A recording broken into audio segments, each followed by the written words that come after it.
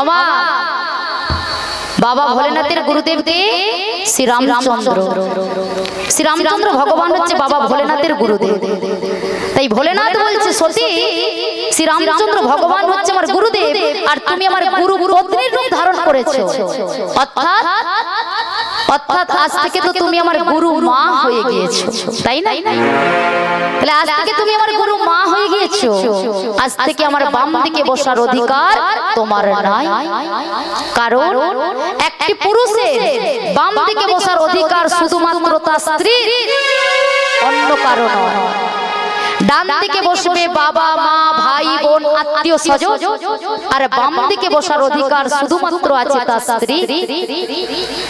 বাবা ভোলেনাথ বলছে সতী আজ থেকে তুমি আমার বাম দিকে বসার অধিকার থেকে বঞ্চিত হয়ে গিয়েছো, কারণ তুমি গুরু মায়ের রূপ ধারণ করেছো। আজ থেকে আমি তোমাকে আমার বাম দিকে বসতে দিতে পারি না, কারণ তোমার এই মনের মধ্যে অনেক ময়লা জমে গেছে। সত্যি এ মনে বাবলা গাছে ক্রস লেগেছে, এ মনে বাবলা গাছের ক্রস লেগেছে, গুরু ধুয়ে দাও গান সাবানে, গুরু আমার মনের ময়লা যাবে কেমনে, গুরু আমার মনের ময়লা যাবে কেমনে। এ মনে বাবলা গাছে তোমার বাবলা গাছের ক্রস লেগেছে, এ মনে বাবলা গাছে ক্রস লেগেছে, গুরু আমার ধুইয়ে দাও জ্ঞান সাবানে, জ্ঞান সাবানে, জ্ঞান সাবানে, গুরু আমার মনের ময়লা যাবে কেমনে, গুরু আমার মনের ময়লা যাবে কেমনে।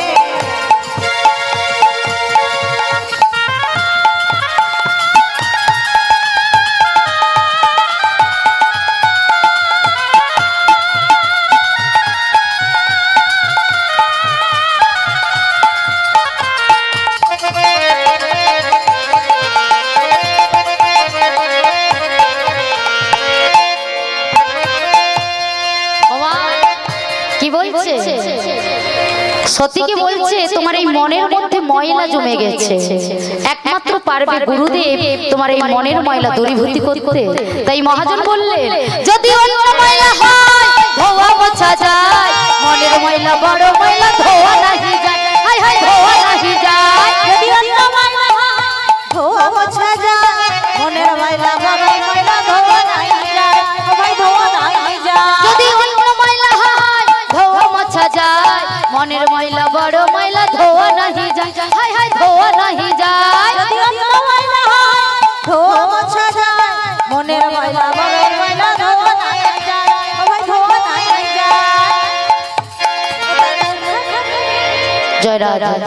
ও মা এই জামাতে যদি ময়লা লেগে যায়, কোনো দাগ লেগে যায়, বাজার থেকে আমরা দামি দামি সাবান নিয়ে এসে এই দাগ কিন্তু মুছে দিতে পারি, পারি তো?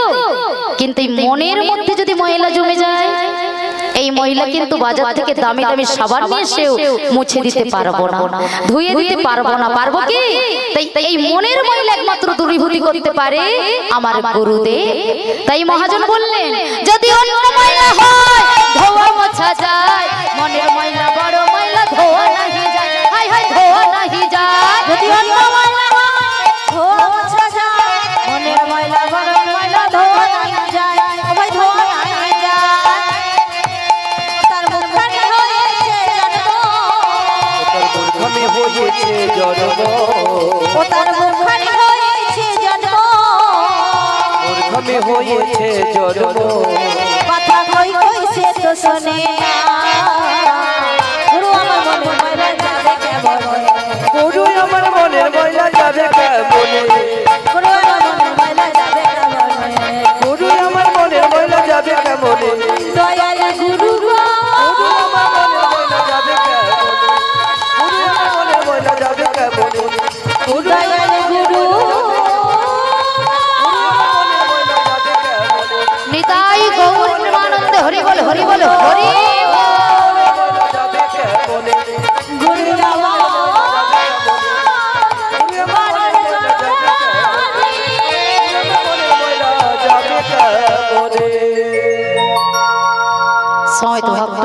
ভক্তিমতী মায়েরা, এতক্ষণ আমরা সতীর আর বাবা ভোলেনাথের তত্ত্ব শ্রবণ করলাম, কিন্তু সেদিকের কথা মনে আছে তো?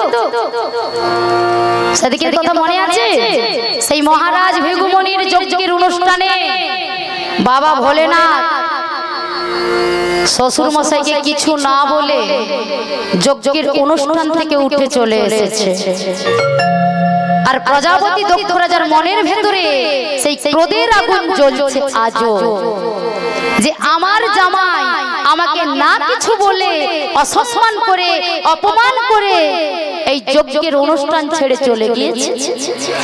এই অপমানের আগুন, ক্রোধের আগুন আজকে প্রজাপতি দক্ষ রাজার মনের ভেতরে জ্বলছে। দেবতারা চিন্তা করছে না না, এই অহংকার আগুন, এই অহংকারের আগুন যে জ্বলছে সেই আগুন চূর্ণ করতে হবে। অহংকার চূর্ণ করতে হবে কিভাবে? না, দেবর্ষি নারদকে পাঠিয়ে দিলেন, যাও দেবর্ষি নারদ, তুমি যাও প্রজাপতি দক্ষ রাজার গৃহে। তাই দেবর্ষি নারদ এসে প্রজাপতি দক্ষ রাজার গৃহে এসে বলছে, নারায়ণ নারায়ণ নারায়ণ। কি মহারাজ, আপনাকে এত চিন্তিত লাগছে কেন? আপনার বদনটা এত মলিন কেন? কি হয়েছে কি? প্রজাপতি দক্ষ রাজা বললেন, ওই যে আমার জামাই ভোলেনাথ অসভ্য, অযোগ্য, অভদ্র, ভূত প্রেতের সঙ্গ করে, শ্মশানে মশানে পড়ে থাকে, ছাই ভস্ম গায়ে মাখে। এই ভোলেনাথ আমার জামাই মহারাজ ভৃগুমুনির যজ্ঞের অনুষ্ঠানে গিয়েছিল, আমাকে কিছু না বলে অসম্মান করে অপমান করে সেই যজ্ঞের অনুষ্ঠান ছেড়ে উঠে চলে এসেছে। আর সেই অপমানের ক্রোধের আগুন আজও আমার মনের ভেতরে জ্বলছে। দেবর্ষি নারদের কাজ কি? নানা রোগ লাগিয়ে দেওয়া, গন্ডগোল পাকিয়ে দেওয়ার, তাই তো? তাই দেবর্ষি নারদ বলছে, মহারাজ ও নিয়ে এত চিন্তা করেন কি আছে?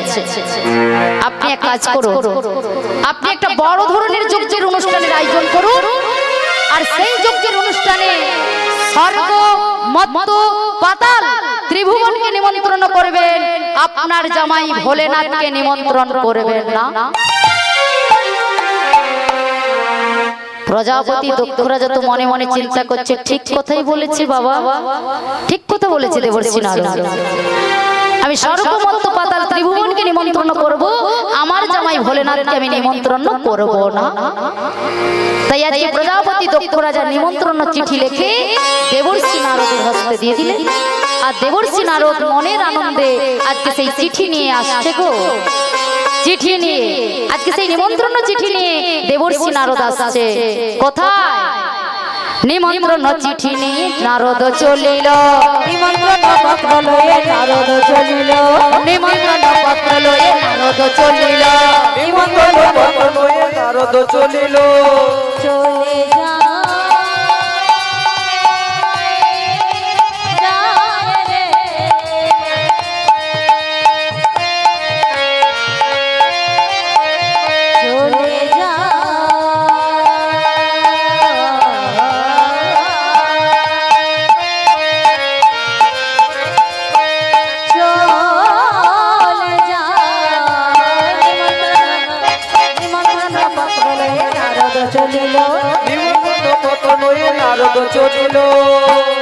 ব্রহ্মলোকে গিয়ে নারদ ব্রহ্মরাতে দিল, ব্রহ্মলোকে গিয়ে নারদ ব্রহ্মরাতে দিল, বিদায় গৌর প্রেমানন্দে হরি বল।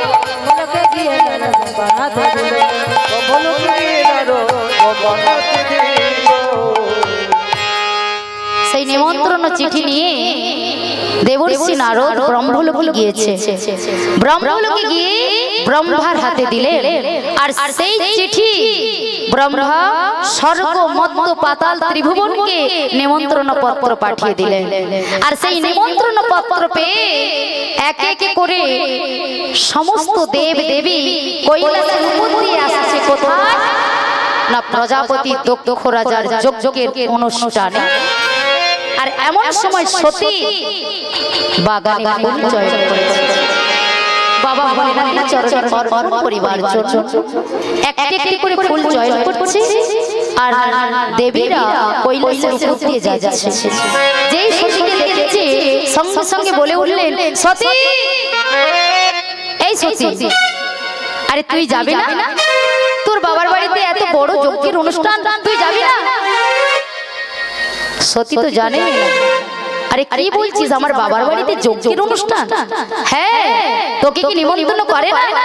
না না না, সেটা হতে পারে না। আমার বাবার আদরের মেয়ে আমি, বাবা নিমন্ত্রণ না করে অনুষ্ঠান করবে? হয়তো নিমন্ত্রণ চিঠি পাঠিয়েছে, সেই চিঠি হয়তো আমার স্বামীর কাছে আছে। আচ্ছা ঠিক আছে, তোরা যা, আমি একটু পরে যাচ্ছি। তাই আজকে সতী বাগান থেকে ফুল চয়ন করে নিয়ে এসে বাবা ভোলেনাথের চরণে অর্পণ করে বাবা ভোলেনাথকে বলছে, প্রাণনাথ, প্রাণনাথ, তুমি আমাকে বলো না কেন আমার বাবার বাড়িতে যজ্ঞের অনুষ্ঠান চলছে? তুমি আমাকে বলো না কেন? তুমি যদি বলতে আমি আগামী দিন থেকে ব্যাগ গুছিয়ে রাখতাম। তুমি আমাকে বলো না কেন প্রাণনাথ? কিন্তু বাবা ভোলেনাথ তো বলতেই পারছে না। কেন? নিমন্ত্রণ চিঠি তো আসে না, বলবে কেমন করে? বাবা ভোলেনাথ বলছে, সতী, তুমি একটু শান্ত হও। তোমার বাবা নিমন্ত্রণ চিঠি আমাদেরকে পাঠায় না, এটা হতে পারে না। বাবা নিমন্ত্রণ চিঠি আমাদের পাঠান না, হয়তো বাবা ভুলে গিয়েছে। যজ্ঞ, তিনি এত বড় যজ্ঞের অনুষ্ঠান করছে, হয়তো নিমন্ত্রণ চিঠি পাঠাতে ভুলে গিয়েছে। কি আছে, আমি বাবার বাড়িতে যাব। বাবা ভোলেনাথ বলছে, বিনা নিমন্ত্রণে কারো বাড়িতে যেতে নেই। বিনা নিমন্ত্রণে তুমি যদি যাও বড় বিপদ হতে পারে। সতী বলছে, শোনো প্রাণনাথ, বিনা নিমন্ত্রণে তিনজনের বাড়ি যাওয়া যায়। এক হচ্ছে গুরুদেবের বাড়ি, গুরুদেব আশ্রমে বড় অনুষ্ঠান করছে, সেই অনুষ্ঠান করতে গিয়ে যদি শিষ্যকে বলতে ভুলে যায়, আর সেই শিষ্য যদি গুরুদেবের আশ্রমে যায়, গুরুদেব কত খুশি হয় জানো? তাই বিনা নিমন্ত্রণে গুরুদেবের বাড়ি যাওয়া যায়। আরো একজনের বাড়ি, বন্ধু বাড়ি যাওয়া যায় বিনা নিমন্ত্রণ। বন্ধু অনুষ্ঠান করতে গিয়ে আরেক বন্ধুকে বলতে ভুলে গিয়েছে, আর সেই বন্ধু যদি বন্ধুর বাড়িতে যে উপস্থিত হয়, সেই বন্ধু কত খুশি হয়, কত আনন্দ পায়। প্রাণনাথ, আরো একজনের বাড়ি যাওয়া যায়, সেটা হচ্ছে বাবার বাড়ি। বাবা হয়তো অনুষ্ঠান করতে গিয়ে মেয়েকে বলতে ভুলে গিয়েছে, আর মেয়ে যদি সেই বাবার বাড়িতে যায়, বাবা কত খুশি হয়, কত আনন্দ পায় জানো? আমার বাবার বাড়িতে আমি যাব। বাবা ভোলেনাথ বলছে, সতী, তুমি যদি বিনা নিমন্ত্রণে তোমার বাবার বাড়ি যাও, তোমার বড় ধরনের বিপদ হতে পারে। সতী কোনো কথাই শুনছে না। যে দিদি আমি যাব, আর যেই কথা বলেছে যাব, বাবা ভোলেনাথ সঙ্গে সঙ্গে নন্দী আর ভৃঙ্গিকে বললেন, যাও তোমার মায়ের সঙ্গে মায়ের বাবার বাড়ি যাও। মা তো কোনো কথাই শুনবে না, তা তোমরা মায়ের সঙ্গে যাও মায়ের বাবার বাড়ি। তাই আজকে সতী নন্দী আর ভৃঙ্গিকে নিয়ে মনের আনন্দে বাবার বাড়ি গিয়েছে।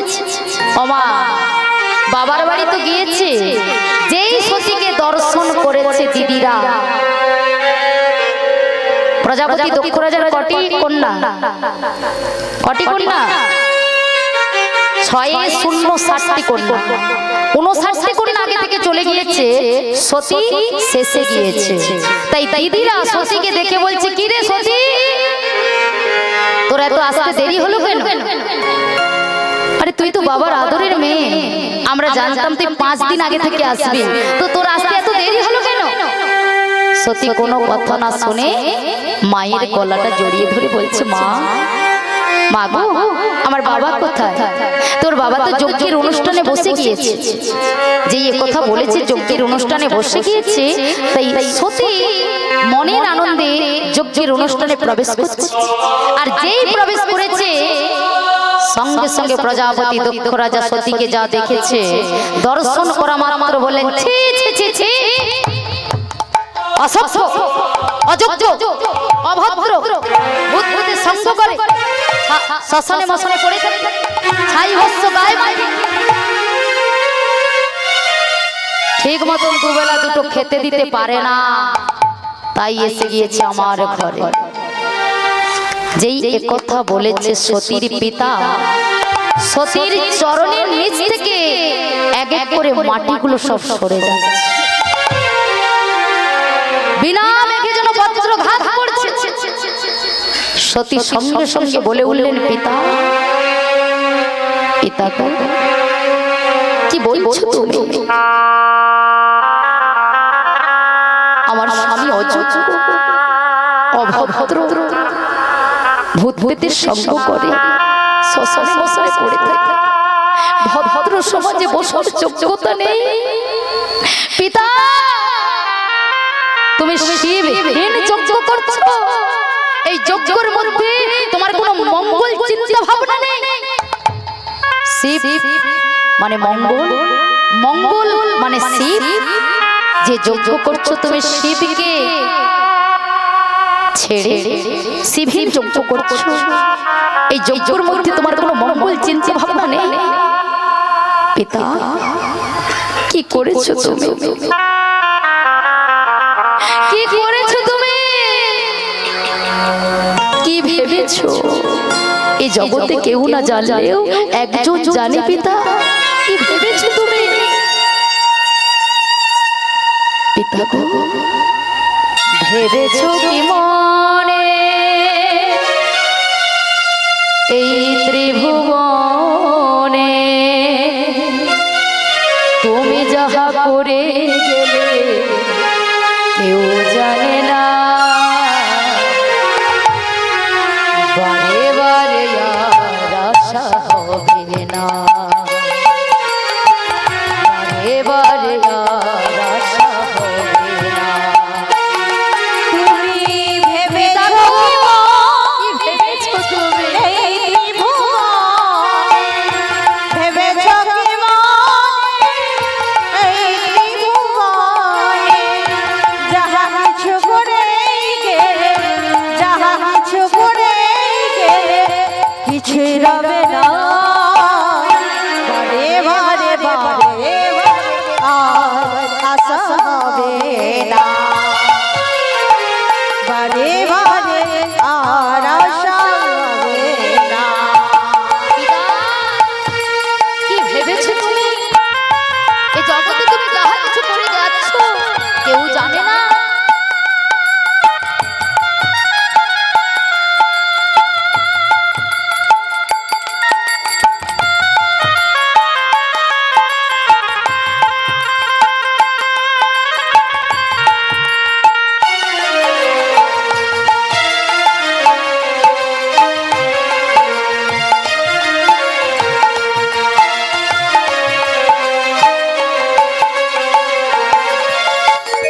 তুমি যাহা করে গেলে আসিয়া হেথা চিত্রগুপ্ত লিখিয়া রাখিলেন খাতা। যাহা তুই করে এলে আসিয়া হেথা চিত্রগুপ্ত লিখিয়া রাখিলে খাতা। তুমি যা করে গেলে আসিয়া হেথা চিত্রগুপ্ত বসে বসে রাখিছেন খাতা। তোমার বিচার করিবে সেই দেবতা, তোমার বিচার করিবে সেই দেবতা। তোমার বিচার করিবে সেই দেবতা। তোমার বিচার করিবে সেই দেবতা। তারে কাছে কিছুকে কিছু চলে না। ভগবানে বারে আশা হবে না, ভগবানে তাই গৌর প্রেমানন্দে হরি বল হরি বল হরি। বারে বারে আশা হবে না।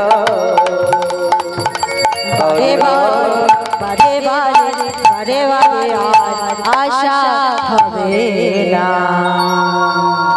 সময় তো ভক্তমণ্ডলী ভক্তিমতী মায়েরা, আমরা অজান্তে অনেক পাপ করি।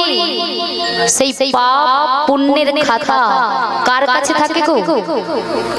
আমরা অজান্তে তো অনেক পাপ করি, সেই পাপ পুণ্যের খাতা কার কাছে থাকে? চিত্রগুপ্তের কাছে। অজান্তে আমরা অনেক পাপ করি, আমরা ভেবেছি কি আমাদের মৃত্যু যেদিন হয়ে যাবে আমরা মুক্তি পেয়ে যাব, তাই তো?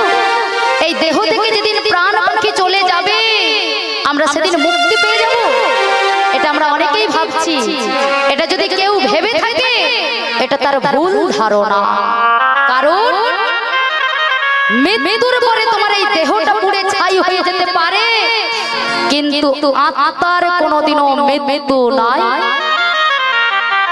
মৃত্যুর পরে দেহটা তোমার পুড়ে ছাই হয়ে যেতে পারে, আত্মার কোনোদিনও মৃত্যু নেই।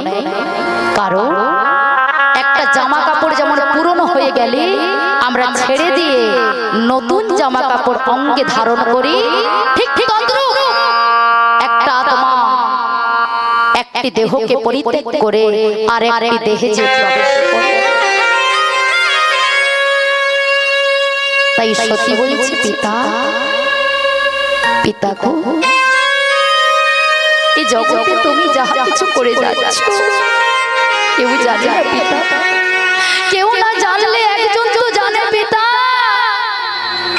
তুমি যে যজ্ঞের অনুষ্ঠান করছো সেই যজ্ঞে তোমার কোনো মঙ্গল চিন্তা ভাবনা নেই, আর যে যজ্ঞে মঙ্গল চিন্তা ভাবনা থাকে না সেই যজ্ঞ কখনো সম্পূর্ণ হতে পারে না পিতা গো। তাই আমি স্বামীর কথা অমান্য করে এসেছি তোমার গৃহে, তাই আমি স্বামীর ঘরে ফিরে যেতে পারবো না, আর তোমার মতো অহংকারী পিতার গৃহে থাকতে পারবো না। কারণ তোমার মতো পিতা, তোমার মতো অহংকারী পিতার রক্ত আমার শিরায় উপশিরায় বইছে, তাই আমি এই প্রাণ রাখবো না। এই প্রাণ আমি ওই যজ্ঞের অগ্নিতে ঝাঁপ দিয়ে প্রাণ বিসর্জন করব। স্বামী নিন্দা শোনে সতী সহিতে নারিল, স্বামী নিন্দা শুনে সতী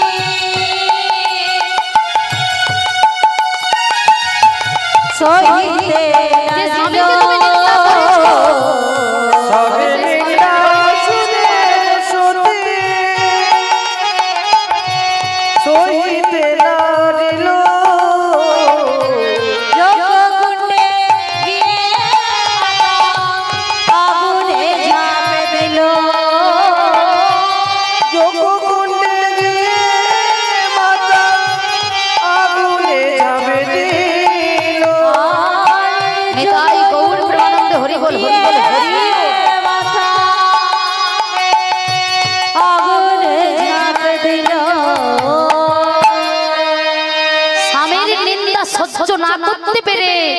বাবার ঘরে যজ্ঞের অনুষ্ঠানে সেই যজ্ঞে প্রাণ বিসর্জন দিলেন, দেহ ত্যাগ করলেন।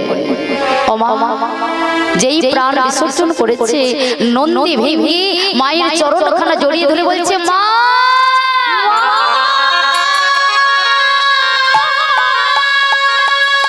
কি করেছো মা? বাবাকে দায়িত্ব করে পাঠিয়ে দিয়েছে তোমার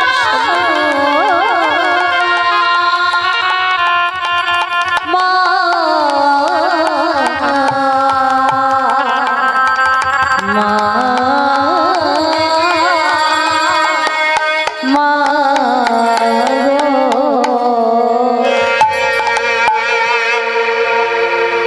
যেই দেহ ত্যাগ করেছে নন্দী ভেঙে ছুটতে ছুটতে যাচ্ছে কৈলাসে বাবা ভোলেনাথকে খবর দেওয়ার জন্য। আর গিয়ে দেখছে কি না বাবা ভোলেনাথ ধ্যানে বসে রয়েছে। ও মা, বাবা ভোলেনাথ তো ধ্যানে সবকিছু দেখতে পাচ্ছে, যে শ্বশুর বাড়িতে কি হচ্ছে না হচ্ছে তিনি সবকিছু ধ্যানে দেখতে পাচ্ছে। নন্দী ভেঙে বাবা ভোলেনাথকে ডাকতে পারছে না, বলতে পারছে না। বাবা ভোলেনাথ ধ্যান ভঙ্গ করে ত্রিশূলটা মাটিতে গেঁথে যেই দাঁড়িয়েছে সঙ্গে সঙ্গে বাবা ভোলেনাথ বলে উঠলেন, কি রে তোরা এসেছিস মা কোথা? বাবা মা মা বাবার বাড়িতে দেহ ত্যাগ করেছে। কেন? মায়ের পিতা তোমাকে অপমান করেছে, অসম্মান করেছে। সেই অপমান অসম্মান না সহ্য করতে পেরে মা সেই অগ্নিতে ঝাঁপ দিয়ে দেহ ত্যাগ করেছে। যেই এই কথা বলেছে সঙ্গে সঙ্গে বাবা ভোলেনাথ মাথা থেকে এই বাম হস্তে মস্তকের জটা ছিঁড়ে যেই মাটিতে ফেলে দিয়েছে সঙ্গে সঙ্গে একটা অসুর সৃষ্টি হয়েছে। সেই অসুরটির নাম কি? বীরভদ্র।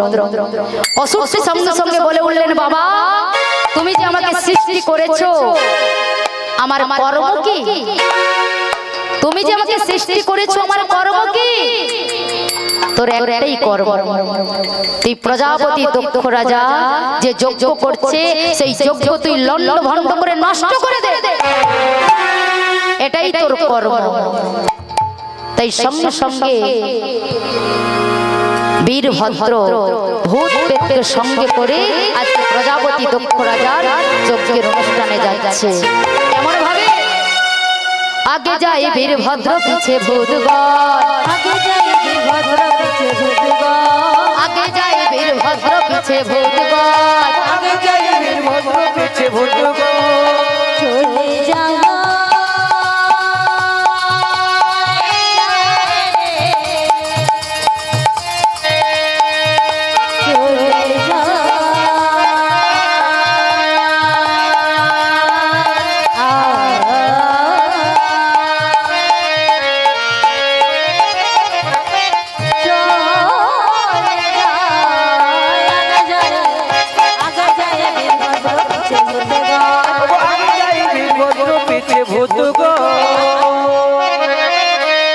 দুঃখালয়ে এসে তারা দিল দর্শন, দুঃখালয়ে এসে দুঃখালয়ে এসে তারা দিল দর্শন, দুঃখালয়ে এসে তারা দিল দর্শন, দুঃখালয়ে এসে তারা দিল দর্শন, হৃদয় গৌর প্রেমানন্দে হরি বল হরি বল হরি বল। দিল দর্শন।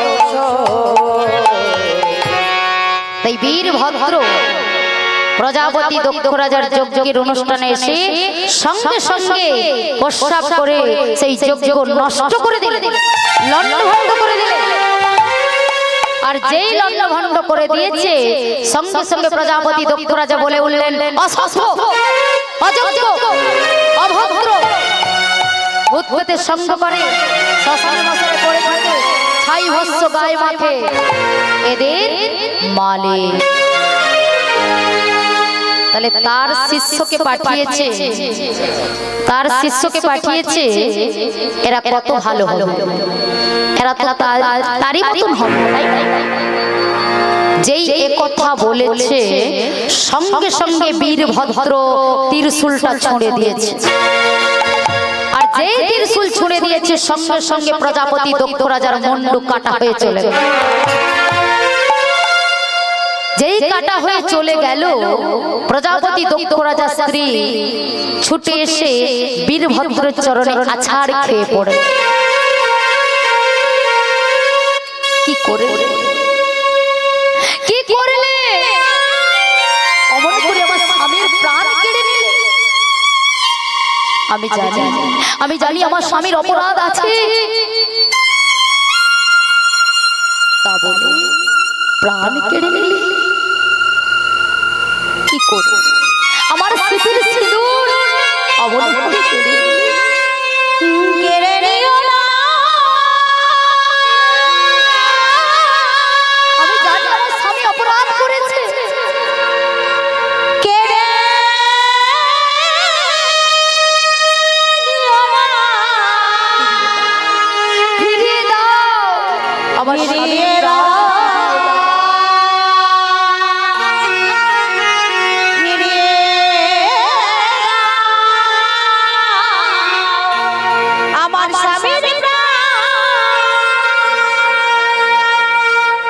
বীরভদ্র বলে উঠলেন, তোমার স্বামী স্বামী যার চরণে অপরাধ করেছে তুমি যাও সেই বাবা ভোলেনাথের যার চরণে অপরাধ করেছে একমাত্র পারবে সেই তোমার স্বামীর প্রাণ ফিরিয়ে দিতে।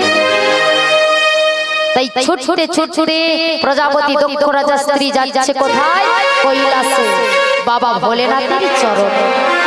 বাবা ভোলেনাথের চরণে যে বলছে ভোলেনাথ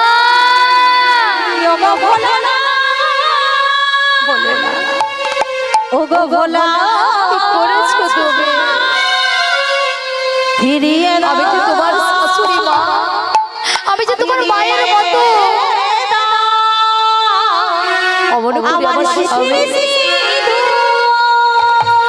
করে আমার স্বামীর প্রাণ তুমি কেড়ে নিলে। ফিরিয়ে দাও, ফিরিয়ে দাও। যেই বলছে ফিরিয়ে দাও, বাবা ভোলেনাথ বললেন তথাস্তু। বাবা ভোলেনাথের মতো কোন দেব দেবী অল্পতে সন্তুষ্ট হতে পারে না। 33 কোটি দেব দেবীকে আপনি অল্পতে সন্তুষ্ট করতে পারবেন না। শুধুমাত্র অল্পতে সন্তুষ্ট আমার বাবা ভোলেনাথ। একটি বাতাসা একটি বেলপাতাতেই সন্তুষ্ট আমার বাবা ভোলেনাথ। তাই বাবা ভোলেনাথকে বলা হয় আশুতোষ। আশু কথার অর্থ কি? অল্প। তোষ কথার অর্থ কি? সন্তুষ্ট। যিনি অল্পতেই সন্তুষ্ট হয়ে যান তাহার নাম হচ্ছে আশুতোষ। তাই বাবা ভোলেনাথের মস্তকে জল ঢালার জন্য শত শত ভক্ত ছুটে যায় তার ঈশ্বর। তাই কেন? বাবা ভোলেনাথের মতো অল্পতে সন্তুষ্ট কোনো দেবদেবী হতে পারে না। তাই শাশুড়ি মাকে কথা দিলেন তথাস্তু, আমি আপনার স্বামীর প্রাণ ফিরিয়ে দেব। কিন্তু বলে তো দিয়েছে, কিন্তু সেই কাটা মস্তক খুঁজে পাচ্ছে, কাটা মুন্ডু খুঁজে পাচ্ছে না। বলে দিয়েছে প্রাণ ফিরিয়ে দেব, সেই কাটা মুন্ডু কোথায়? দেবতাদের কাছে। স্বর্গে দেবতাদের কাছে চলে গিয়েছে। বাবা ভোলেনাথ বলছে দাও আমার শ্বশুর মশাইয়ের মস্তকটা দাও, কারণ আমি শাশুড়ি মাকে কথা দিয়েছি প্রাণ ফিরিয়ে দেব। স্বর্গের দেবতারা বললেন এই শিব নিন্দুকের বদন আমরা দেব না, দেব না, দেব না। কারণ যে বদন থেকে শিবকে নিন্দা করেছে সেই শিব নিন্দুকের বদন আমরা দেব না, দেব না, দেব না। যেই বলেছে দেব না, কিন্তু বাবা ভোলেনাথ তো কথা দিয়েছে শাশুড়ি মাকে যে শ্বশুর মশাই প্রাণ ফিরিয়ে দেবে। তাই সামনে ছিল কি? ছাগল। সেই ছাগ মুন্ডুকে কেটে সঙ্গে সঙ্গে প্রজাপতি দক্ষ রাজার মস্তকে লাগিয়ে দিল। দেখেছেন বাবা সেই অহংকারের পরিণাম কি? এত কিছু থাকতে ছাগ মুন্ডু কেন লাগিয়ে দিলেন? তার কারণ কি? সামনে এত কিছু থাকতে ছাগ মুন্ডু কেটে শ্বশুর মশাইয়ের মস্তকে লাগিয়ে দিলেন। ও ভাই, আমার ছোট ছোট ভাইরা বসে রয়েছে, এই ছাগল কিভাবে ডাকে গো? এই যে ফোন ঘাটবে পারে, ছাগল কিভাবে ডাকে? ম্যা ম্যা বলে ডাকে তো। এই ম্যা কথার অর্থ কি হিন্দিতে? কি গো? আমি। আর অহংকারী ব্যক্তি আমিটাকে প্রয়োজন মানে প্রয়োগ করে, তাই তো? আমি এই হরিবাসনটা করতে 50,000 দিয়েছি, আমি আমার মেয়ের বিয়েতে 1 লাখ টাকা খরচ করেছি, আমি এই কীর্তন করতে 50,000 টাকা দাম। যারা অহংকারী ব্যক্তি হয় তারা সর্বদা আমি আমি আমি উচ্চারিত করে। তারা কখনো বলে না যে প্রভু আমি তোমার জন্য এত সুন্দর জীবন পেয়েছি, তোমার জন্য আমি মানব জন্ম পেয়েছি, প্রভু আমি তোমার জন্য আমার সন্তান পেয়েছি, তোমার জন্য চরণ পেয়েছি। আর যে চরণ পেয়েছি বলে তোমার মন্দিরে এসে তোমাকে দর্শন করতে পেরেছি। দয়াময় তুমি আমাকে এত সুন্দর নয়ন দিয়েছো বলে আমি এই হরিবাসরে আসতে পেরেছি। দয়াময়, তুমি আমাকে হস্ত দিয়েছো বলে আমি তোমার চরণ সেবা করতে পেরেছি। অহংকারী ব্যক্তিরা কখনো এ কথা বলে না, তারা সর্বদা আমি, আমার গাড়ি, আমার বাড়ি, আমার সন্তান, আমার সর্বস্ব বলে বেড়ায়। যারা অহংকারী ব্যক্তি হয়, আর সেই হচ্ছে আজকের লীলাতে প্রজাপতি দক্ষ রাজা। তিনি অহংকার করেছিল বলে তার শেষ পরিণাম কি হলো? ছাগমুন্ড। শেষ পর্যন্ত ছাগমুন্ড মস্তকে লাগিয়ে দিলেন বাবা ভোলেনাথ।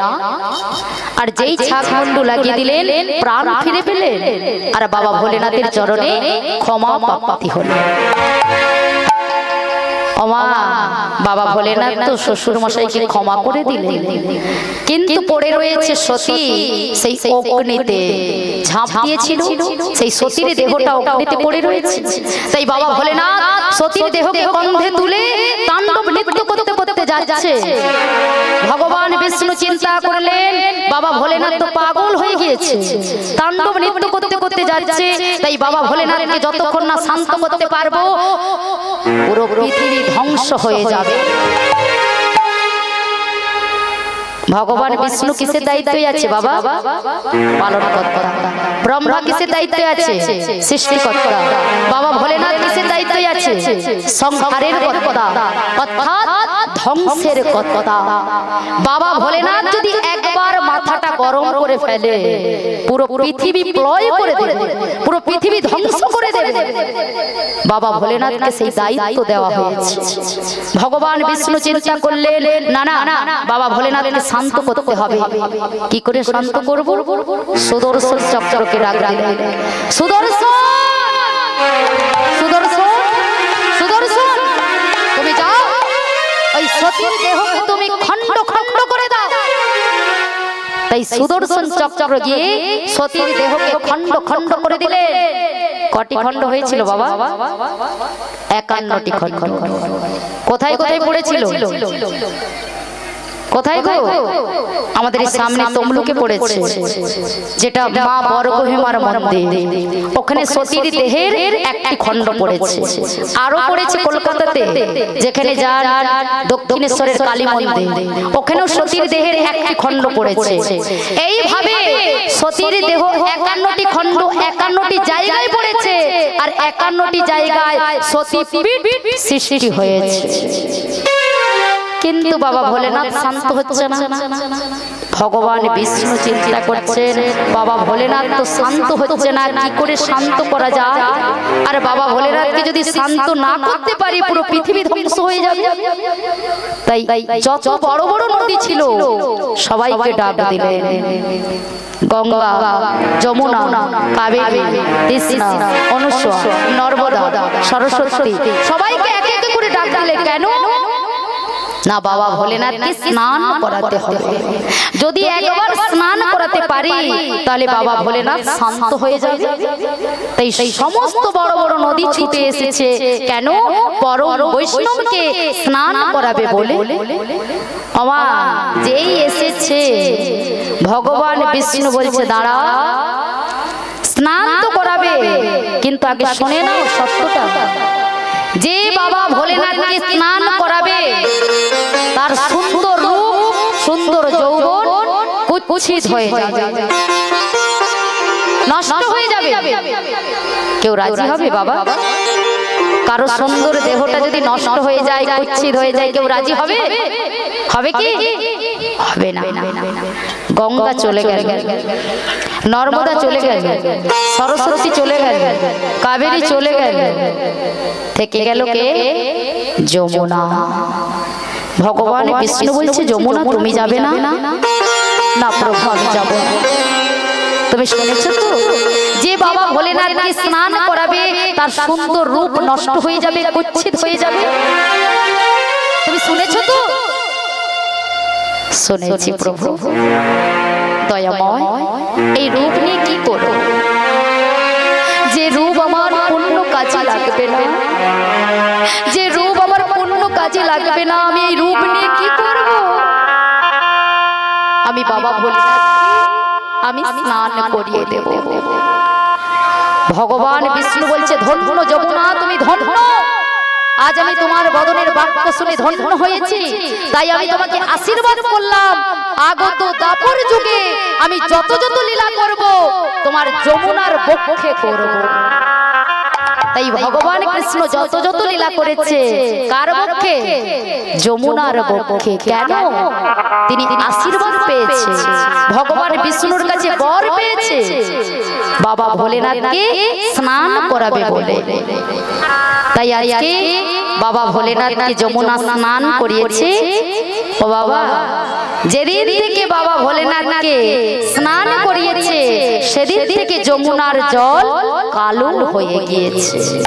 যমুনার জল কালো ছিল না, যমুনার জল নীল বর্ণ ছিল। কবে কালো হয়েছে? না, যেদিন থেকে বাবা ভোলেনাথকে স্নান করিয়েছে সেদিন থেকে যমুনার জল কালো হয়ে গিয়েছে।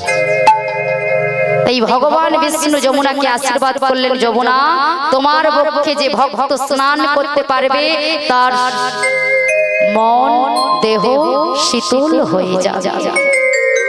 তাই সমবেত ভক্তমণ্ডলী, ভক্তিমতী মায়েরা, যদি কেউ বৃন্দাবনে যান, যমুনাতে স্নান করে বাড়ি ফিরবেন, তবে মন দেহ শীতল হয়ে যাবে। নিতাই গৌর প্রেমানন্দে হরি হরি। তাই আজকে যমুনা বাবা ভোলেনাথকে স্নান করিয়েছে। আর বাবা ভোলেনাথ হিমালয় পর্বতে 87 বছরের জন্য হরি নামের দ্বারায় সমাধিস্থ হয়ে যাচ্ছে। এখানেই আমরা লীলা বিশ্রাম রাখবো। সবাই মিলে বদনে বলবো কি? হরি বলো রে, হরি বলো রে, হরি বলো রে, বলো রে, হরি বলো রে, হরি বলো রে, হরি বলো রে, হরি বলো রে, বদনে হরি হরি বলো রে, হরি বলো রে, উলুধ্বনি, উলুধ্বনি, বাবার একটু সংবর্ধনা করো। উলুধ্বনি, হরি বলো রে, হরি বলো রে, বদনে হরি হরি বলো, হরি বলো, হরি বলো ভাই, হরি নাম ছাড়া জীবের আর গতি নাই। হরি বলো, হরি বলো, বলো ভাই, হরি নাম ছাড়া জীবের আর গতি নাই। হরি বলো, হরি বলো, হরি বলো ভাই, হরি নাম ছাড়া জীবের আর গতি নাই। হরি বলো, হরি বলো, হরি বলো ভাই, হরি নামে ছাড়া দিবি আর গতি নাই। আচ্ছা বাবা, আজকে এই হরিনাম হচ্ছে বলে কিন্তু কোনো ভক্ত নেই। যদি এই আসরে যদি ডান্স হতো, অর্কেস্ট্রা হতো, এই মাঠে লোক ধরানো গেত, ধরানো গেত কি? কিন্তু বাবা, যতই আনন্দ উপভোগ করো, শেষের দিনে কিন্তু ওই অর্কেস্ট্রা করতে করতে আর শেষের দিনে নিয়ে যাবে না শ্মশান ঘাটে। শেষের দিনে কি বলে নিয়ে যাবে? এই হরিনাম বলে, তাই তো? আর সেই হরিনাম শ্রবণ করতে আসতে এত কষ্ট ভক্তদের। আজকে আমার কমিটি দাদা ভাইরা অক্লান্ত পরিশ্রম করে এত সুন্দর করে একটা হরিবাসর আয়োজন করেছে। কেন? কাদের জন্য? ভক্তদের জন্য। ভক্তদের চরণধুলি পাবে সেই আশা নিয়ে এত সুন্দর করে একটা মহতী হরিবাসর আয়োজন করেছিল। কিন্তু তাদের আশা কি পূর্ণ হয়েছে? ভক্তরা এসেছে কি? তাহলে আর কমিটি দাদা ভাইরা কি আয়োজন করবে? করবে বাবা, করতে হবে। কেন? কলির হত জীবকে উদ্ধার করতে হবে, হরিনাম আমাদের করতে হবে। কেন? আজকাল তো হরিনাম পাড়ায় পাড়ায় বেড়ে গিয়েছে বটে, কিন্তু ভক্তি কমে গিয়েছে। ঘরে ঘরে হরিনাম বেড়ে গিয়েছে, কিন্তু ভক্তি কমে গিয়েছে। তথাপিও হরিনামের আসর করতে হবে। কেন? শ্রী চৈতন্য গৌরাঙ্গ মহাপ্রভু বললেন, হরিনামের দ্বারা একমাত্র পারাপার আমরা হয়ে যাব। তাই তো?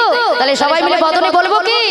হরি বলো, হরি বলো, হরি বলো ভাই, হরিনাম ছাড়া জীবের আর গতি নাই। হরি বলো, হরি বলো, হরি বলো ভাই, হরি নামে ছাড়া দিবি আর গতি নাই। হরি বলো, হরি বলো, হরি বলো ভাই, হরি নাম ছাড়া জীবের আর গতি নাই। হরি বলো, হরি বলো, হরি বলো ভাই, উলুধ্বনি, উলুধ্বনি, শঙ্কর ধ্বনি। হরি বলো রে, হরি বলো রে, হরি বলো রে, বদনে হরি হরি বলো রে, হরি বলো রে, হরি বলো রে, বদনে হরি বলো। নিতাই গৌর প্রেমানন্দে হরি বল, হরি বল, হরি বলো রে, বদনে হরি বলো রে, বলো রে, বদনে হরি বলো রে, হরি বলো রে, বদনে হরি বলো রে। श्री कृष्ण चैतन्य गौरांग महाप्रभु की, निताई चांद की, भक्त बिंदु की, वृंदावन धाम की, हरि वासुर की, हरि महाराज जी की, साधु गुरु वैष्णव की, कमेटी दादा भाईरा की, राधा कृष्ण जी की, ग्रामवासी की, निताई गौर प्रेमानंद हरि। जय राधे। आज के আমরা রাধা কৃষ্ণ আমাদের সামনে রয়েছে, তাই ওনার চরণে শরণ নিয়ে আমরা মঞ্চ থেকে বিদায় নিই, তাই তো নাকি? জয় রাধে। জয় জয় আনন্দ নব ঘন শ্যাম, হরে সুন্দর নয়ন বীরা, চরণে শরণ নীলা, ধন্য এই ত্রিভুবন ধাম। জয় জয় আনন্দ নব ঘন শ্যাম, সবাই মিলে সেই রাধা কৃষ্ণের চরণে শরণ নেব। চরণে শরণ নীলা, ধন্য এই ভুবন নব ঘন শ্যাম, সুন্দর নয়ন বীরা, চরণে শরণ নীলা, ধন্য এই ভুবন। আনন্দ নব ঘন শ্যাম, সুন্দর নয়ন বীরা, তোমার চরণে শরণ নীলা, ধন্য এই ভুবন সৎযুগে সত্যনারায়ণ, ত্রেতাতে শ্রীরাম লক্ষ্মণ, সত্যযুগে সত্যনারায়ণ, ত্রেতাতে শ্রীরাম লক্ষ্মণ, সত্যযুগে সত্যনারায়ণ, ত্রেতাতে শ্রীরাম লক্ষ্মণ, তারপরেতে কৃষ্ণ ভগবান, তারপরেতে কৃষ্ণ ভগবান, কলিতে গৌর তোমার নাম। এই ভাবটা বন্ধ করো। আনন্দ নব ঘন শ্যাম, বলো ধরে বলো ধরে নয়ন বীরা, তোমার চরণে শরণ নীলা, ধন্য এই ভুবন নব ঘন শ্যাম, সুন্দর নয়ন বীরা, চরণে শরণ নীলা, ধন্য এই ত্রিভুবন ধাম। হরি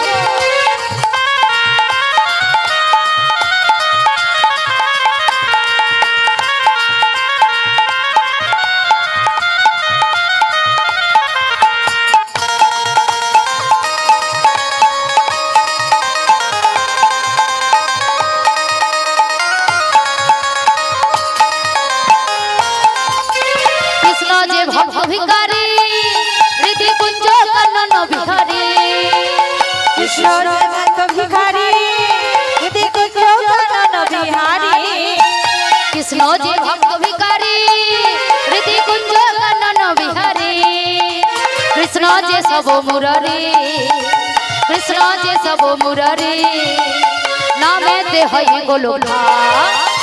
আনন্দ নব ঘন শ্যাম, সুন্দর নয়ন বীরা, বলো ধরে ধরে নিতাই গৌর প্রেমানন্দ হরি হরি হরি বল। ধন্য এই ভুবন ধন্য এই ভুবন নিতাই গৌর ধন্য এই ভুবন।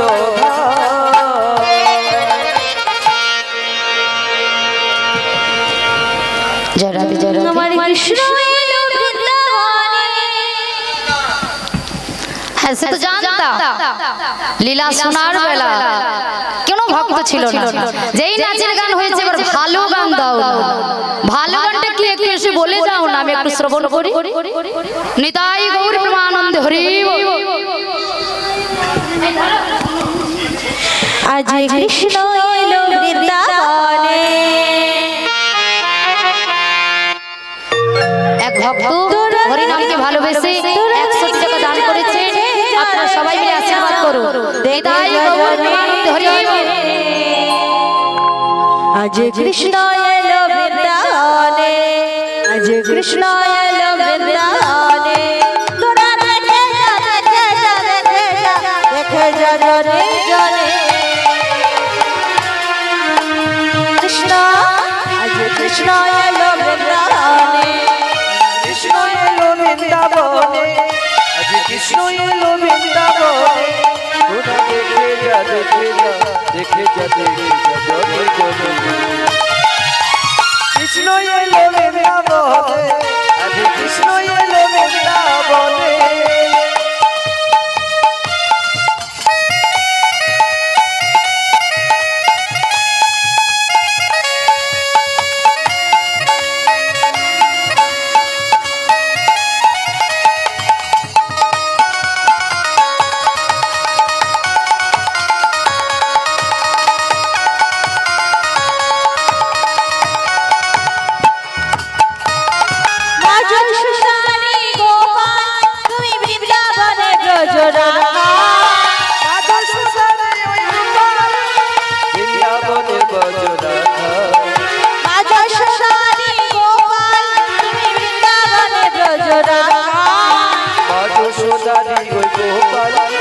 বৃন্দাবনে গজরা চরণে নূপুর বাজে বৃন্দাবনের মাঝে বৃন্দাবনের মাঝে তোরা দেখে যা দেখে যা দেখে যা দেখে যা জনে জনে কৃষ্ণ কৃষ্ণ এলো বৃন্দাবনে কৃষ্ণ এলো বৃন্দাবনে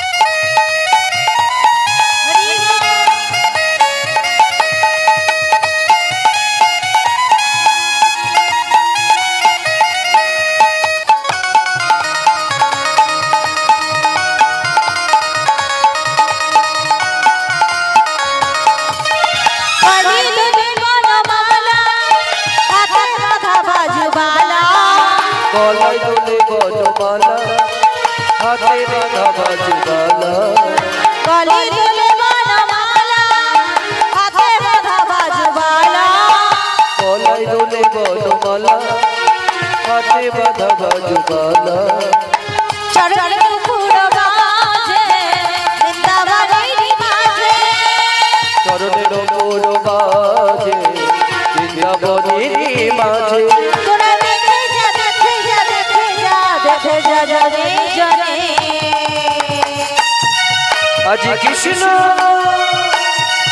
আজ কৃষ্ণ এলো বৃন্দাবনে আজ কৃষ্ণ এলো বৃন্দাবনে কৃষ্ণ এলো বৃন্দাবনে কৃষ্ণ এলো বৃন্দাবনে আজ কৃষ্ণ এলো বৃন্দাবনে আজ কৃষ্ণ এলো বৃন্দাবনে আজ কৃষ্ণ এলো বৃন্দাবনে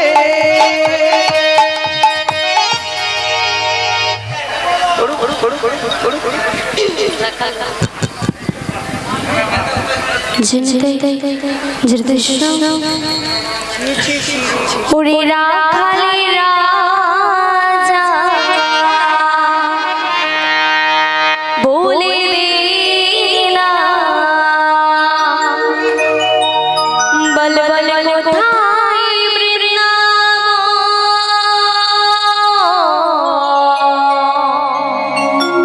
সেই কুণ্ড